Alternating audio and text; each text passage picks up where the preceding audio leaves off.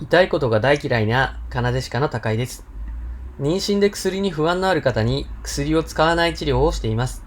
こんな妊婦さんはいませんか？歯茎が腫れている。歯茎から血が出る。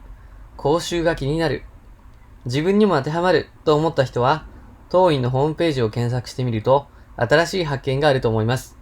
日本人歯科医師が海外で活躍するための英単語をご紹介しています。